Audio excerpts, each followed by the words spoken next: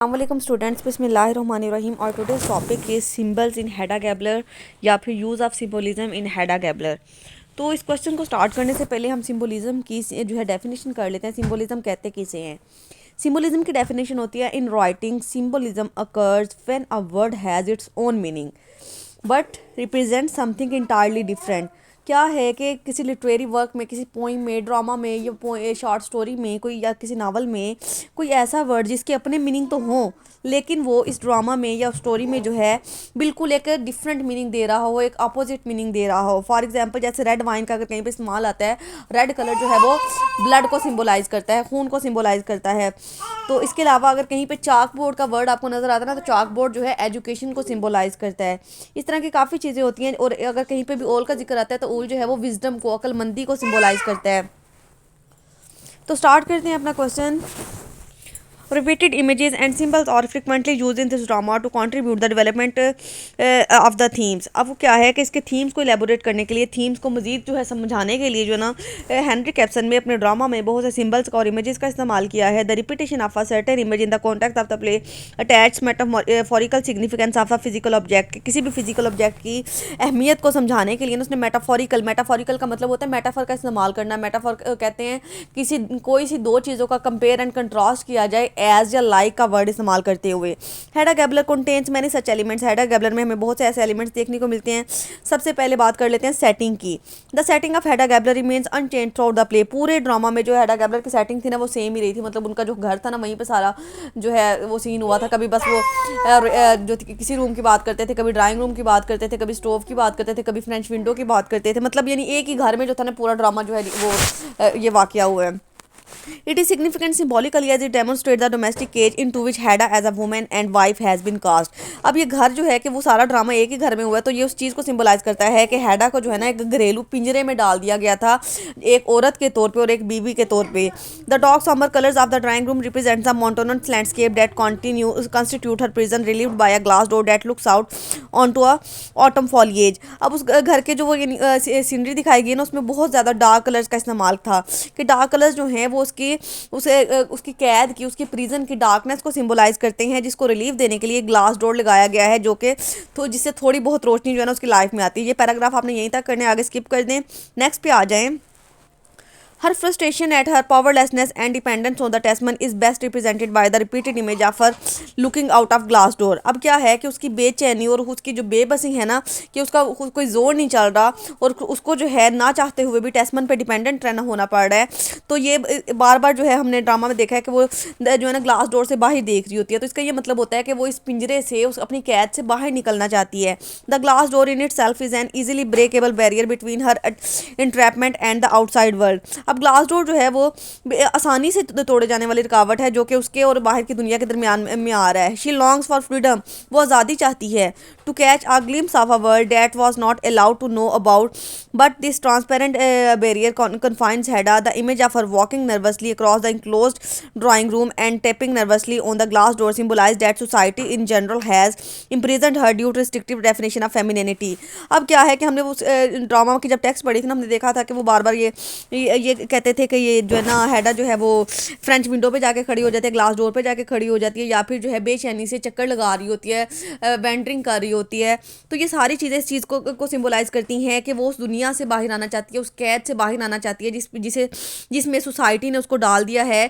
कि यानी जो फेमिनिटी की डेफिनेशन होती है ना औरतों के बारे में, जो कहा जाता है कि औरतों का जो घर है वो चार दीवारी ही होनी चाहिए, तो वो इस कैद से जो है बाहर आना चाह रही है, वो सोसाइटी के प्रेशर से बाहर आना चाहती है, वो आज़ादी चाहती है।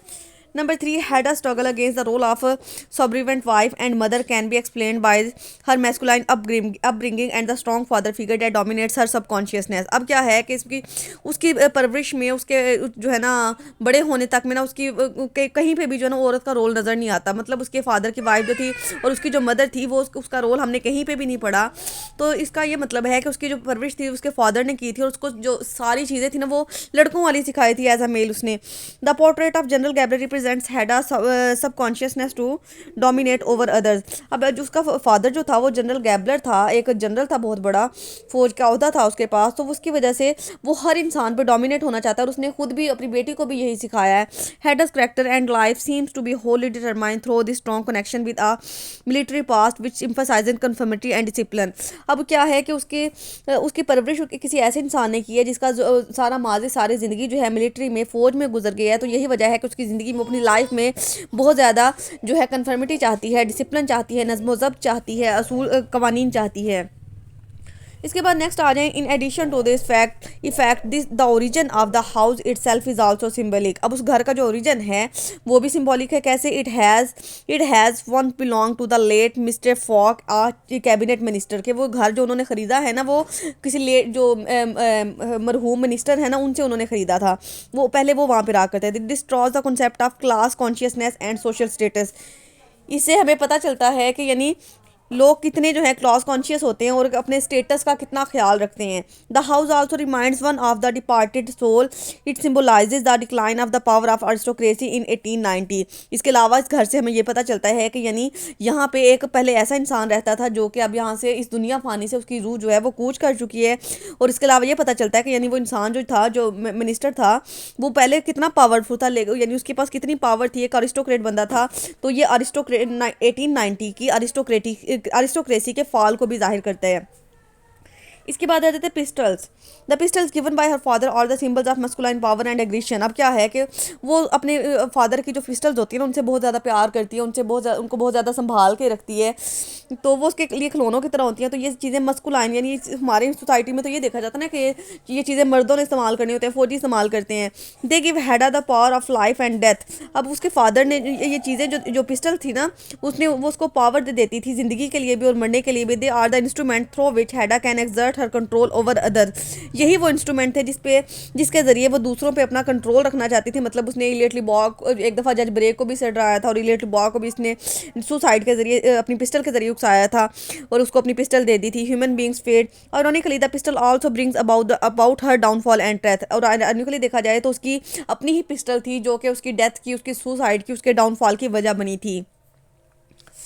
Number 6, shooting her self through the temple is also symbolic. अब उसने क्या किया था कि अपने माथे में जो थी अपने सर पे गोली मार ली थी। In the end of the play she shoots herself through the temple with the pistol to gain freedom. This act in itself is also drive from the her past. अब क्या है कि ये चीज़ भी उसके पास से जो है वो देखी, अगर पास्ट के पॉइंट ऑफ व्यू से देखी जाए, क्योंकि उसने क्या किया था कि अपने माथे में जो थी गोली मार ली थी ताकि वो हर किस्म के स्कैंडल से, हर किस्म की बदनामी से आज़ाद हो जाए। Committing suicide by shooting oneself through the temple is glorified and deem the highest form of honour in the military code when all is lost. अब अगर मिलिट्री के हवाले से देखा जाए, अगर फौज के हवाले से देखा जाए कि जब इंसान के पास कुछ नहीं ना बचता, जब वो बिल्कुल खाली हो जाता है, उसकी ज़िंदगी में कोई इंपॉर्टेंट चीज़ नहीं रहती, तो खुद को जो है अपनी ज़िंदगी को ब्यूटीफुली ख़त्म कर लेना जो है वो एक ऑनर की निशानी समझा जाता है, एक बहुत बड़ा एजाज़ समझा जाता है। An idea again taken from her father's influence. तो ये पता चलता है कि ये आइडिया भी उसने अपने बाप के जो थी मिलिट्री प्रैक्टिसेस में से लिया था। नंबर 7 आ जाता है easy chair and stove are the symbolic. ये भी कैसे सिम्बॉलिक हैं? The easy chair connotes are throne that is seat of power, कि वो उस चीज़ को जो है, उस सीट को, उस कुर्सी को जो है वो सिम्बोलाइज करते हैं जो कि पावर के लिए, ताकत के लिए इस्तेमाल की जाती है। Originally Hedda is one who sits in it. Hedda जो है वो अक्सर उस कुर्सी पे बैठती है ड्रामा में। And connoting the fact that she holds the power although it is restricted to the domestic sphere. तो ये इस चीज़ को वो बताना चाहते हैं कि यानी वो बेशक उसको डोमेस्टिक अफेयर में, यानी घर के जो है वो दायरे में उसको वो जितना भी कैद कर लिया, जितनी भी उस पर पाबंदियाँ लगा दी जाएँ, लेकिन वो उस कुर्सी पे बैठ के ऐसा महसूस करती है कि उसके पास ताकत है, वो दूसरों पे डोमिनेट कर सकती है। She is the stronger figure in her relationship with the Tesman as he serves her like a loyal admiring subject. अब क्या है कि वो बहुत ही जो है ना स्ट्रॉन्गेस्ट फिगर है, बहुत ही मजबूत, खुद को ताकतवर समझती है। और उसका जो रिलेशनशिप है टेस्टमैन के साथ, क्योंकि टेस्टमैन जो है वो तो उसके साथ लॉयल है, वो उसका साथ फरमा जो है ना वफादारी भी करता है, लेकिन सिर्फ उसकी वीकनेस ये होती है कि वो जो है अपने सब्जेक्ट में बहुत ज़्यादा इन्वॉल्व रहता है। He says it is so jolly waiting on you Hedda.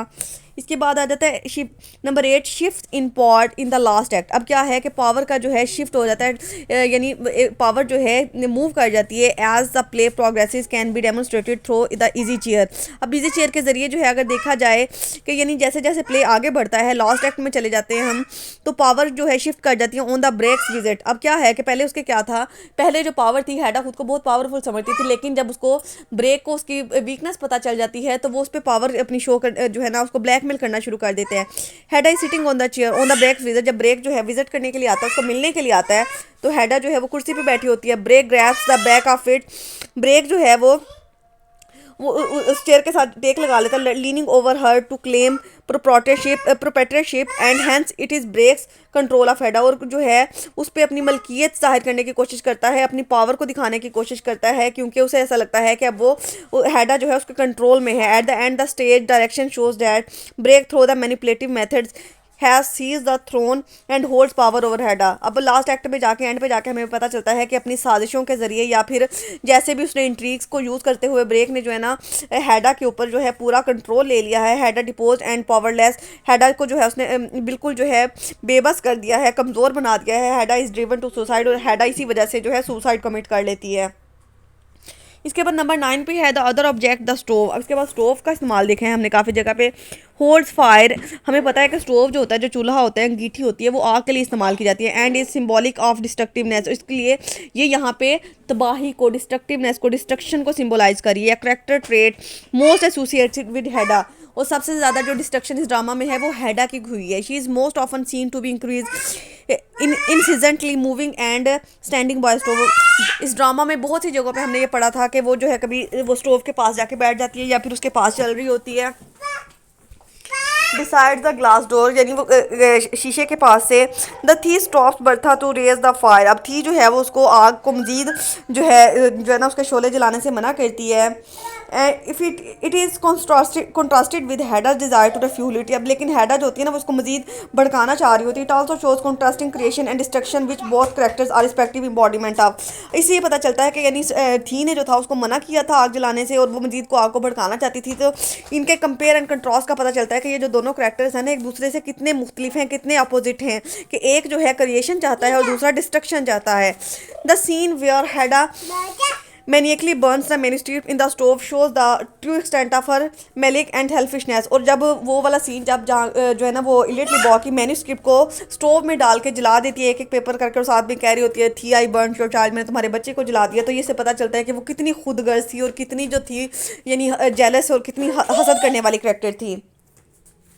इसके बाद नंबर 10 पे आ जाता है what utterly appalls the reader in the beginning of the manuscript is that Hadda has destroyed the Leoborg's vision of the future and his hope of spiritual redemption and realization of his bohemian ideals. He says devil knows what hands it's fallen into. अब क्या है कि जब वो उसके हाथ में उसकी फर्स्ट टाइम ही जब उसने टेस्मा ने उसको उसकी मैन्यूस्क्रिप्ट पकड़ाई थी ना, तो उसके दिमाग में जो था साजिशों का जाल जो था वो उसी टाइम शुरू हो गया था कि उसने सोच लिया था कि वो किस तरह से जो है ना इलियट लिबॉ को और थी कि जो है ना उनकी मेहनत को ज़ाया कर देगी, क्योंकि उसे पता था कि वो जो स्क्रिप्ट है ना उसके लिए उसके फ्यूचर की निशानी है, उसके फ्यूचर का जो इमेज है उसमें नज़र आता था उसको, और उसको ये लगता था कि यानी जो थी नहीं उसकी स्पिरिचुअल रिडेम्पशन की है, मतलब वो कितना बुरा इंसान था इलियट लिबॉ, ड्रिंकिंग करने वाला था और भी बहुत सी बैड हैबिट्स थी, और उसे पता था कि उसने उसको कितना अच्छा इंसान बना दिया, लेकिन उसने ये सारी चीज़ें वो थी से और लिबॉ से छीनना चाहती थी।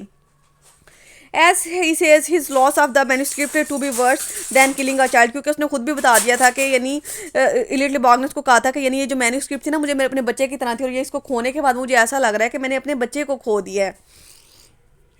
नंबर 11 पे था ना मैन्यूस्क्रिप्ट इज रेफर्ड और to a symbolically as a child. अब इसमें जो है वो ये कहा गया था, इलियट लिबॉ ने खुद कहा था कि ये इलियट्स जो मैन्यूस्क्रिप्ट ना मेरे लिए बच्चे की तरह है। The product of creation love and inspiration between थी एंड लिबॉ, जो कि उन दोनों ने मिल के बनाई थी ने और लिबॉ ने, वो उनकी इंस्पायरेशन थी, उनकी मोहब्बत थी, उनकी तख्लीक थी। The deliberate cold blooded murder of a child is inexcusable despite the social expression of her independence and stability of her spirit which have led her to such a crime. मतलब उसने उसकी जो मैन्यूस्क्रिप्ट को जलाया है ना वो कोई छोटा सा जुर्म नहीं था, कि वो सिर्फ एक कागज़ का टुकड़ा नहीं था, वो क्योंकि उसके बच्चे की तरह थी, तो उसने किसी बच्चे का जो मर्डर होता है ना वो कभी भी काबिल माफ़ी नहीं होता और एक बहुत बड़ा जुर्म कंसिडर किया जाता है। इसके बाद आ जाता है The fact that Hedda's hair is not noticeably abundant signifies her lack of spiritual substance, her incapability to experience the depth of emotion, responsibility, especially pertaining to motherhood. अब क्या है कि दूसरे उसके जो बाल जो थे ना वो उसके थी के बालों से बहुत ज़्यादा उसको ये ना जेलसी होती थी। वो स्कूल टाइम से उसके बालों से जलती थी। और दूसरा ये था कि वो कोई भी मदरहुड की रिस्पॉन्सिबिलिटी लेने को तैयार नहीं थी, प्रेगनेंसी नहीं चाहती थी। वो प्रेगनेंसी के नाम से ही चिढ़ती थी, क्योंकि वो खुद उसने कहा था कि मैं ऐसी रिस्पॉन्सिबिलिटीज़ के लिए नहीं बनी हूँ। ऑन द अदर हैंड थी is woman very much in touch with her feminine side, लेकिन थी जो ऐसी औरत थी जिसमें बहुत सी फेमिनिन क्वालिटीज़ पाई जाती थी। Her hair being remarkably fair, उसके बाल भी बहुत अच्छे थे, exceptionally thick and away wavy, उसके बाल जो थे काफ़ी घने थे और घुंघराले थे। हर हेयर हाईलाइट्स और फेमिनिटी, उसके बालों से पता चलता है कि वो एक उसमें फेमिनिटी के कितने एलिमेंट्स पाए जाते हैं। And she is capable of love serving to inspire Lovborg, और वो बहुत ज़्यादा मोहब्बत करने वाली खातून थी, और उसी ने जो था ना लिबॉग को इंस्पायर करके एक नया इंसान बना दिया था। इसके बाद आ जाते हैं vine leaves in the hair is a repeated image made by Hedda in relation to her former lover. अब ये वर्ड जो है ना उसने बार बार थी के सामने भी यूज़ किया था, लिबॉग के सामने, कि vine leaves in the hair. तो ये it is a symbol of victory, heroism and conquest. तो ये फतह का, हीरोइज्म का और ये जो है ना जीत की निशानी थी। Hedda wants this from Lovborg because she desires to witness success and empowerment. अब हैडा जो थी वो ये चाहती थी कि उसका जो हस्बैंड है ना उसको प्रोफेसरशिप मिले, और जो वो लिबॉग है ना वो उसको पीछे छोड़ दे। The image is also reminiscent of Dionysus the Greek god of wine fertility and play. ये उनके किसी गॉड को जो है ना सिम्बलाइज करता है, उसने वो गॉड के नाम के लिए इसको यूज़ किया है।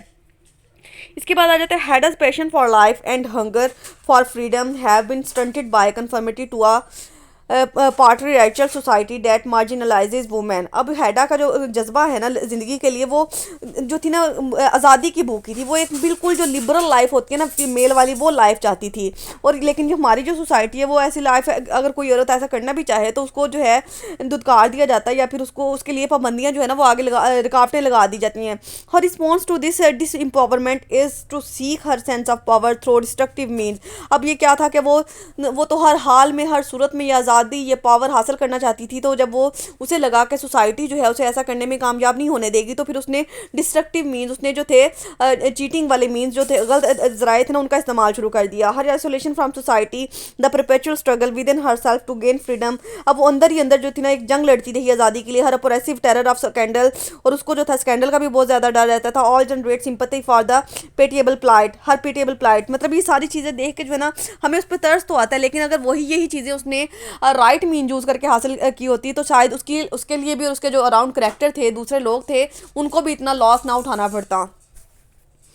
इसके बाद नंबर 14 पे है basically these explicit description show that Hedda and Thea are the antithesis of each other. अब हमने उन दोनों के करैक्टर के बारे में काफ़ी कुछ जान लिया, तो हमें पता चलता है कि वो दोनों करैक्टर एक दूसरे का बिल्कुल उल्ट हैं। Both characters are composed of contradiction, दोनों एक दूसरे के तजादात से भरे पड़े हैं। तो Hedda is obviously the stronger of the two, लेकिन इन दोनों में जो ज़्यादा मजबूत है वो हैडा है। And she forcefully pushes pulls and corners. अब क्या करती है, लेकिन उसकी ताकत जो एंड कॉर्नर्स थी इनटू डिफिकल्ट सिचुएशंस, वो क्या करती है कि धक्के जोरी से जैसे भी करके जो थी को जो है ना मुख्तलिफ हालात के जो है ना फंसने पे मजबूर कर देती है। Yet she paradoxically admits that she is a coward at heart. लेकिन वो जो थी होती है ना वो खुद भी इस बात को एडमिट कर लेती है और कहती है कि मैं वाकई जो है ना बुज़दिल हूँ, मैं मेरे पास इतना हौसला नहीं है। This indicates that it is because of the fear of scandal that dictates her life that she has sought to control someone else life to satiate her need of for revenge against society. अब ये जो है उसका जो character है ना हैडा का, वो स्कैंडल से बहुत ज़्यादा डरती है। बस उसका ज़िंदगी का मकसद ये होता है कि हर इंसान जो है ना उसके अंडर हो और वो किसी के भी अंडर ना हो। हर इंसान पे उसका कंट्रोल हो लेकिन वो किसी के भी कंट्रोल में ना हो। Thea on the other hand through shown to be weaker than Hedda, लेकिन थीज का जो करैक्टर है वो उसकी निस्बत थोड़ा सा जो है कमज़ोर दिखाया गया। Hedda has demonstrated great bravery in defying the society by living a loveless miserable marriage. अब हैडा जो है इस बात में बिल्कुल भी डर महसूस नहीं करती कि वो अपनी लवलेस मैरिज से जो है बाहर निकल आए या उसको छोड़ दे। In this aspect she is unconventional in the context of the time, मतलब वो बिल्कुल अनकन्वेंशनल हो के, बिल्कुल जो है ना अनकन्वेंशनल उसे कहते हैं जो कि पुराने ख्यालात का इंसान होता है, वो यहाँ पे बिल्कुल अनकन्वेंशनल हो जाती है। इसके बाद आ जाता है the character of Aunt Juju is also symbolic. अब ऑन जूजो का करेक्टर भी सिम्बॉलिक है। She is the embodiment of the accepted notions and concepts of womanhood in 19th century. अब वो 19वीं सदी की जो औरतें होती हैं या फिर उनके जो एटीट्यूड होते हैं या उनके बिहेवियर होते हैं उनको शो करती है। She is a woman who wholly and completely conforms the limited role imposed upon her by male oriented society. वो औरत ऐसी है जो ऐसी औरतों को सिम्बोलाइज करती है जो अच्छी तरह से जानती हैं कि ऐसी सोसाइटी में कैसे रहना है जहाँ पे मेल का बहुत ज़्यादा डोमिनेशन हो। Aunt Juju does not marry and accepts spinsterhood as her fate. अब क्या करती है कि वो शादी नहीं करती और दूसरे लोगों को जो है ना दूसरे लोगों का सहारा बन के जो है ना अपनी ज़िंदगी बसर करती है। She brings up Tesman and looks after her invalid sister Aunt Rina. अब उसने टेस्मन की भी परवरिश की होती है और ऑन्ट रीना की भी उसने परवरिश की होती है जिसे उसने बहन बनाया हुआ होता है। She intends to look after more invalids after the death of Rina. अब उसने ये भी इरादा किया होता है कि जब उसके ऑन्ट रीना की डेथ हो जाएगी तो वो मज़ीद इनवैलिड्स को जो है ना अडॉप्ट कर लेगी। She is the most selfless and human and altruistic character who puts up with Hedda's insult without a word to protest or complain। वो बहुत ही जो है ना आजिज़ सी, बहुत ही सादा सी और बहुत सी हमदर्द खातून होती हैं और जब हैडा उनकी इंसल्ट करती है तो वो उसके खिलाफ एहतजाज में एक लफ्ज़ भी ज़ुबान पे नहीं लाती। Two female characters Aunt Rina and Mademoiselle Diana are also symbolic. अभी ये दो करेक्टर्स का भी हमने जिक्र पढ़ा है वो भी सिम्बॉलिक हैं। Though they are insignificantly vaguely portrayed they are only alluded to and never really appear in the play. अभी इनके बारे में हमने सिर्फ नाम सुना है, आंट रीना के बारे में भी और उनके बारे में भी जो दूसरी लेडी थी मेडमोसाइल वो उनके प्ले में कहीं पे भी अपीयर नहीं होती, सिर्फ हम उनके बारे में कुछ बातें सुनते हैं। एन इनवैलिड और sick woman character is very common in almost of Ibsen's play. अब एक इनवैलिड जो वुमन होती है और बहुत बीमार खातून जो होती है ना वो अक्सर इब्सन जो है अपने प्ले में इस्तेमाल करता है। This kind of character shows the miserable plight of the old woman in his time. ये करेक्टर वो इसलिए इस्तेमाल करता है ताकि वो अपने वक्त की जो काबिल तर्स ख़वातीन होती है ना उनकी हालत को बयान कर सके। Despite the sickness Aunt Rina needs a pair of socks for Tesman. अब इतनी बीमारी के बावजूद आंट रीना जो होती है ना वो टेस्मन के लिए एक जुराबों का जोड़ा बुनती है in order to show her love for him, ताकि वो उससे अपनी मोहब्बत का इजहार कर सके कि कितनी मोहब्बत करती है। ये demonstrate the hard working role of old women. इसके अलावा ये वहाँ की बूढ़ी औरतों के जो हार्ड वर्किंग उनकी मेहनत होती है ना उनको सिम्बलाइज करता है। The character of Mademoiselle Diana is also very pitiable in a scene as she has been forced to adopt prostitution by the society as young women of Ibsen's time had no professional choices left with them. अब क्या है कि Diana एक ऐसी काबिल तर्स खातून है जो कि अक्सर जो है वो सोसाइटी में जब औरतों के पास कोई चॉइस नहीं बचती अपने पेट पालने के लिए तो उनको फिर प्रोस्टिट्यूशन का तवाइफ का जो है पेशा जो है इख्तियार करना पड़ता है जब उनके पास कोई प्रोफेशन नहीं बचता। The times had no professional choices left with them. The character of Diana reminds the reader of Greek mythology as Diana is the name of goddess of womanhood and chastity. क्योंकि ये Diana का नाम उन्होंने इसलिए इस्तेमाल किया, Diana जो है ना एक गॉडेस का नाम है, एक प्रीस्ट है क्रिश्चियंस की बहुत बड़ी जो कि एक बहुत ही पाकीज़ा खातून थी। It's an in fact wants to show that in his era young women like Diana are forced to lose their honour chastity and womanhood. कि वो ये बताना चाहता है इस पाक नाम को इस्तेमाल करते हुए कि यानी किस तरह से अच्छी खातून को अपनी इज़्ज़त का, अपनी जो है ना पाकीज़गी का जो है ना वो जनाजा निकालना पड़ता है अपनी पेट को पालने के लिए, किसी अपनी 2 टाइम की रोटी के लिए। Bertha the house made is a hard working dedicated and loyal nurse. अब बर्था जो है वो एक बहुत ही वफादार जो है और मेहनती खातून है जो कि बहुत लॉयल रहती है अपने ऑनर्स के साथ। Who puts her heart and soul to please Hedda her new mistress, और जो अपनी दिलो जान लगा देती है अपनी न्यू मिस्ट्रेस को, हैडा को खुश करने के लिए। ये थे हमारे सिम्बोलिज्म इस क्वेश्चन में जो यूज़ हुए हैं। इसका कंक्लूजन आपने खुद से बनाना है और 8 to 10 लाइन्स का कंक्लूजन आपने मुझे लाजमी सेंड करना है। अल्लाह हाफिज़।